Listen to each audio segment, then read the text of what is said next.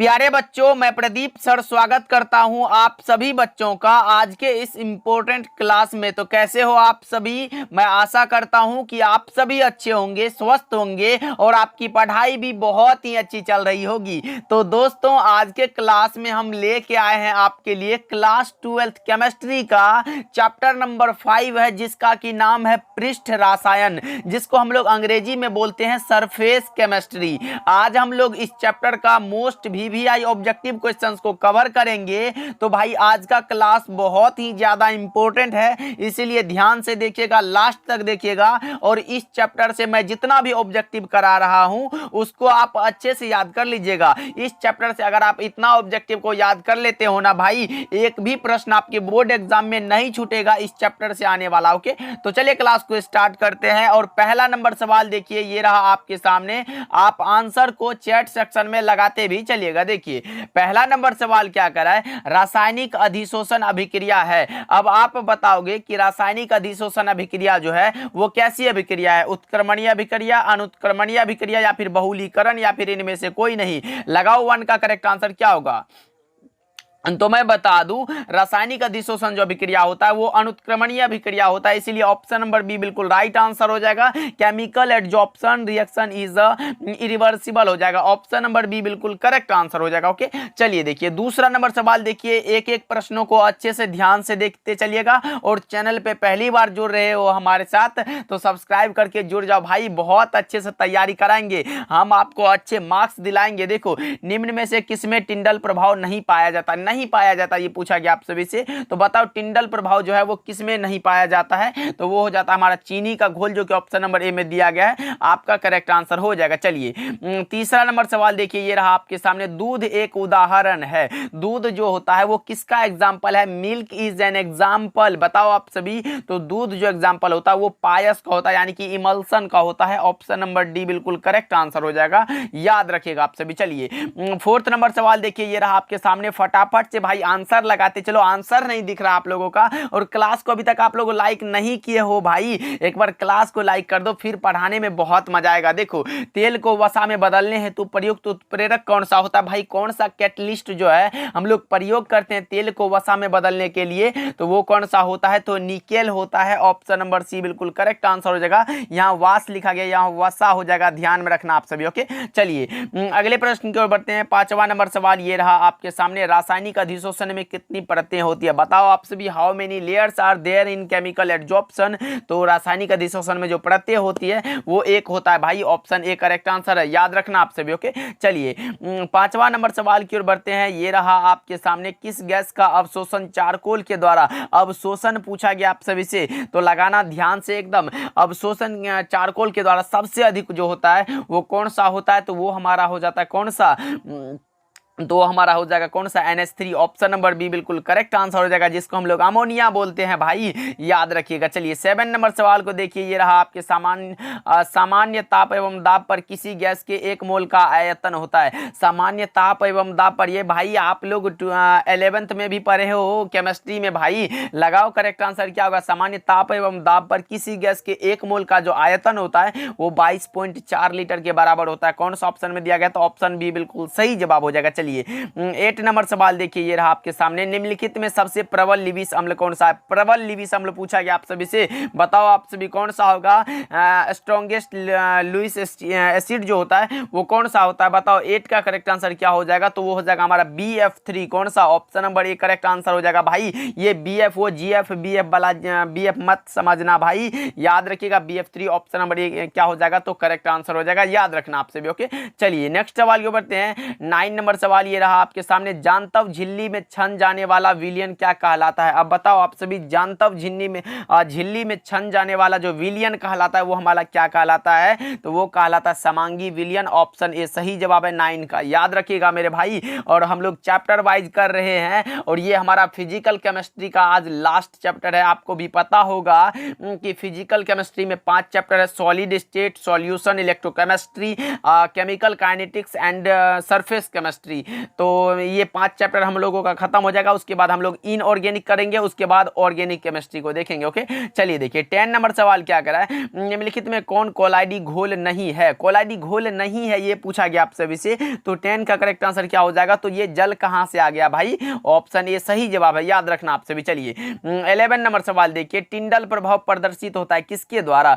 टिंडल प्रभाव जो प्रदर्शित होता है वो किसके द्वारा होता है, बताओ आप सभी। 10 का करेक्ट आंसर क्या लगा रहे हो, तो टिंडल प्रभाव जो प्रदर्शित होता है वो वास्तविक घोल के द्वारा होता है, ऑप्शन नंबर ए सही जवाब है, याद रखना। चलिए 11 नंबर सवाल देखिए, अपमार्जक को कहा जाता है, अपमार्जक को क्या कहा जाता है, तो इसको कहा जाता है सरफेस एक्टिवेशन, क्या पृष्ठ सक्रियन कहा जाता है, ऑप्शन नंबर ए लगा लो तो आपका भी करेक्ट हो जाएगा। चलिए 12 नंबर सवाल देखिए भाई, अच्छे से देखते चलो सारे प्रश्नों को। तेल तथा पानी के संयोग से बना कोलाइडी विलयन क्या कहलाता है, तेल तथा पानी के संयोग से, यानी कि तेल भी है और पानी भी है, दोनों मिलके जो कोलाइडी विलयन बनाता है वो क्या कहलाता है, बताओ आप सभी। 12 का करेक्ट आंसर क्या होगा, तो वो हमारा हो जाता है इमल्सन, जिसको हम लोग हिंदी में पायस बोलते हैं। ओके, चलिए 13 नंबर सवाल देखिए, यूरिएज उदाहरण है, यूरिएज किसका उदाहरण है, तो ये urease in an example of कौन सा हो जाएगा, तो एंजाइम हो जाएगा, ऑप्शन सी बिल्कुल करेक्ट आंसर है। चलिए नेक्स्ट सवाल के बढ़ते हैं 14 नंबर सवाल, निम्नलिखित में कौन सा द्रव स्नेही कोलाइड है। भाई द्रव स्नेही कोलाइड पूछा गया आप सभी से, तो बताओ करेक्ट आंसर क्या होगा 14 का, तो द्रव स्नेही कोलाइड के बारे में पूछे तो गोंद लगा देना, करेक्ट आंसर हो जाएगा, याद रखिएगा आप सभी। ओके, चलिए नेक्स्ट सवाल के बढ़ते हैं, जिसको हम लोग लायोफिलिक कोलाइड भी बोलते हैं। भाई ये द्रव स्नेही को लायोफिलिक बोलते हैं, द्रव विरागी को लायोफोबिक बोलते हैं। ओके, चलिए 15 नंबर सवाल देखिए, ये रहा आपके सामने, निम्नलिखित में से किसमें टिंडल प्रभाव संभव नहीं है, टिंडल प्रभाव नहीं पाया जाता है, वो हमारा हो जाता है शर्करा विलयन, ऑप्शन सी सही जवाब है। ओके, चलिए 16 नंबर सवाल देखिए, ये रहा आप सभी के सामने, रक्त पर आवेश पाया जाता है, रक्त पर जो चार्ज होता है वो कितना होता है, तो वो हमारा ऋणात्मक होता है भाई, नेगेटिव होता है, ऑप्शन बी बिल्कुल करेक्ट आंसर है। ओके, चलिए 17 नंबर सवाल देखिए, द्रव स्नेही कोलाइड के स्थायित्व का प्रमुख कारण क्या होता है। द्रव स्नेही यानी कि लायोफिलिक कोलाइड के जो है स्थायित्व का प्रमुख कारण जो होता है वो हमारा चार्ज होता है, क्या चार्ज यानी कि आवेश होता है भाई, याद रखिएगा, ऑप्शन बी बिल्कुल करेक्ट आंसर हो जाएगा। ओके, जिसका कि मात्रक कूलाम्ब होता है। चलिए 18 नंबर सवाल देखिए, भौतिक अधिशोषण में लगभग उष्मा उत्सर्जित होता है। बताओ भाई 2022 के बोर्ड एग्जाम में ये क्वेश्चन आया हुआ था कि भौतिक अधिशोषण में लगभग उष्मा उत्सर्जित होती है, वो भी किस में, तो किलो जूल प्रति मोल में पूछा गया है, तो भौतिक अधिशोषण के 20 से 40 होता है, ऑप्शन ए करेक्ट आंसर हो जाएगा, याद रखना आप सभी। चलिए 19 नंबर सवाल देखिए, शीत कक्ष प्रक्रम में उपयुक्त उत्प्रेरक कौन सा होता है, प्रयुक्त जो उत्प्रेरक होता है, कैटलिस्ट होता है, वो कौन सा होता है किसके लिए, तो शीत कक्ष के लिए वो होता है नाइट्रस ऑक्साइड, ऑप्शन ए सही जवाब है। चलिए नेक्स्ट सवाल के बढ़ते हैं 20 नंबर सवाल को देखिए, ये रहा आपके सामने, उत्प्रेरक की व्याख्या सबसे पहले करने वाला वैज्ञानिक कौन था। उत्प्रेरक का व्याख्या यानी कि कैटलिस्ट जो है वो उसका व्याख्या करने वाला सबसे पहला वैज्ञानिक कौन सा था, तो वो था वर्जिलियस, ऑप्शन नंबर डी बिल्कुल करेक्ट आंसर हो जाएगा। उत्प्रेरक का क्या कार्य क्या होता है, तो वो अभिक्रिया के वेग को कम करता है या फिर बढ़ाता है, दोनों में से मतलब कम भी करता है और बढ़ाता दोनों या है। ओके, याद रखना आपसे भी। चलिए 21 नंबर सवाल देखिए, भौतिक अधिशोषण की क्रिया होती है। भौतिक अधिशोषण भाई बताओ आप सभी, फिजिकल एब्जॉर्प्शन पूछा गया आप सभी से, तो क्या लगा रहे हो, तो भौतिक अधिशोषण की जो क्रिया होती है वो कक्ष ताप यानी कि रूम टेम्परेचर पर होता है, ऑप्शन ए करेक्ट आंसर हो जाएगा, याद रखना आप सभी। ओके, चलिए 22 नंबर सवाल देखिए, ये रहा आपके सामने, कोलाइडी सॉल है, निम्नलिखित में कौन सा है जो कोलाइडी सॉल का एग्जांपल है, वास्तविक विलयन, निलंबन, विषमांगी सॉल या फिर समांगी सॉल, तो वो हो जाता है विषमांगी सॉल, ऑप्शन सी बिल्कुल करेक्ट आंसर है, 22 का सी इज द करेक्ट आंसर। चलिए 23 नंबर सवाल देखिए, साबुन ग्रीस को किसके द्वारा निकलता है किसके द्वारा निकालता है, तो वो निकालता है इमल्सिफिकेशन यानी कि इमल्सीकरण के द्वारा, ऑप्शन बी बिल्कुल करेक्ट आंसर है। चलिए 24 नंबर सवाल देखिए, निम्नलिखित में ठोस ठोस समुदाय कौन सा। ठोस ठोस भाई ठोस सॉलिड के लिए पूछा गया आपसे से,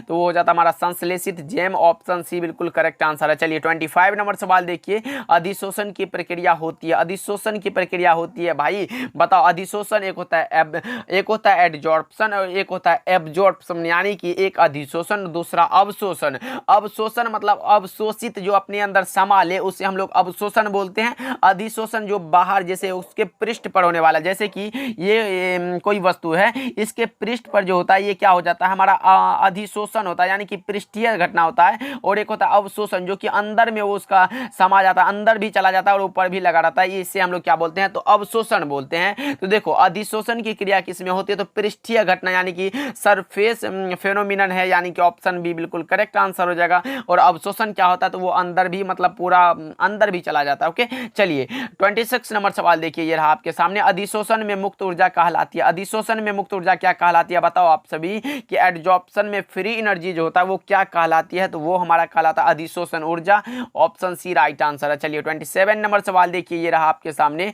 जो पदार्थ जल का पृष्ठ तनाव कम कर देते हैं, जो पदार्थ जो होता है वो जल का पृष्ठ तनाव कम कर देते हैं, वो क्या कहलाते हैं, तो पृष्ठ सक्रिय कारक यानी कि सरफेस फैक्टर का सरफेस फैक्टर कहलाता है। याद रखिएगा ऑप्शन डी बिल्कुल करेक्ट आंसर हो जाएगा। चलिए 28 नंबर सवाल देखिए, ये रहा आपके सामने। विद्युत क्षेत्र के प्रभाव से कोलाइडी कणों का गमन क्या कहलाता है, विद्युत क्षेत्र के प्रभाव से कोलाइडी कणों का गमन जो कहलाता है वो कहलाता है वैद्युत कण संचलन कहलाता है। ऑप्शन नंबर डी बिल्कुल करेक्ट आंसर हो जाएगा, इलेक्ट्रोफोरेसिस कहलाता है। ओके, चलिए 29 नंबर सवाल को देखते हैं, ये रहा आपके सामने। निम्नलिखित में कौन लायोफिलिक कोलाइड है, लो जी वही जो मैंने बताया अभी, द्रव से नहीं वाला बात जो बताया, इसी को हम लोग द्रव से नहीं या फिर लायोफिलिक बोलते हैं, यानी कि option number B right answer है, क्योंकि गोंद मैंने वहां भी बताया था और यहाँ भी गोंद ही बताऊंगा। चलिए 30 नंबर सवाल देखिए, ये रहा। स्टार्च के जल अपघटन में निम्नलिखित में किस एंजाइम का उपयोग होता है, स्टार्च के जल अपघटन में किस एंजाइम का उपयोग होता है, तो वो होता है diastase. Option D right answer है। ओके, चलिए 31 नंबर सवाल देखिए।